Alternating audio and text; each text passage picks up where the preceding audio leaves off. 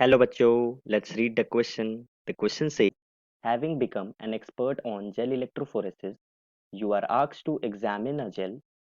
Where would you find the smallest segment of DNA? इस question को करने से पहले जो की पॉइंट हमें ध्यान में रखना है वो है अबाउट जेल इलेक्ट्रोफोरेसिस। तो सबसे पहले हम जेल इलेक्ट्रोफोरेसिस की प्लेट को बना लेते हैं। जेल इलेक्ट्रोफोरेसिस की प्लेट के दो टर्मिनल होते हैं, एक टर्मिनल नेगेटिव होता है तो दूसरा पॉजिटिव होता है।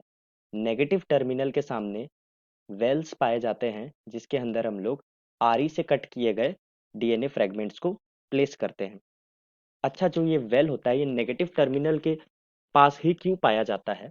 क्योंकि जो डीएनए होता है उसके अंदर फॉस्फेट पाए जाते हैं और ये फॉस्फेट होते हैं नेगेटिवली चार्ज, जिसके कारण जो डीएनए मॉलिक्यूल होते हैं वो भी क्या हो जाते हैं, नेगेटिवली चार्ज हो जाते हैं।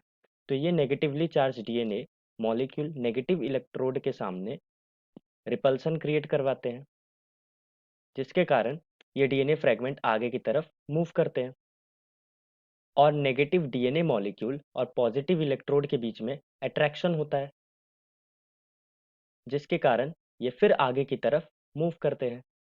तो बेसिकली ये जो इस तरीके से सेटअप प्लेस किया जाता है जिसके कारण जो डीएनए मॉलिक्यूल होते हैं वो आगे की तरफ माइग्रेट कर सके।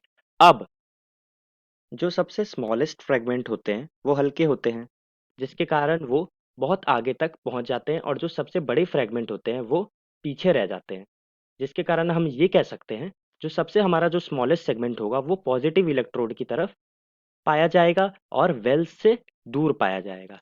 तो हम ऑप्शन रीड करते हैं। पहला ऑप्शन है जो हमारा स्मॉलेस्ट सेगमेंट होगा डीएनए का वो नियर द पॉजिटिव इलेक्ट्रोड, ये बिल्कुल सही स्टेटमेंट है।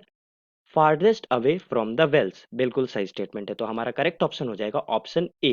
हम और भी स्टेटमेंट को पढ़ लेते हैं। सेकंड स्टेटमेंट है नियर द नेगेटिव इलेक्ट्रोड, ये साफ साफ गलत हो जाएगा। थर्ड स्टेटमेंट है नियर द नेगेटिव इलेक्ट्रोड, ये भी गलत हो जाएगा।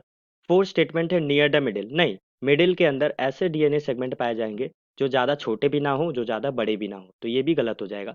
तो हमारा करेक्ट स्टेटमेंट पहला ही रहेगा। Hope you understood it well. Best of luck.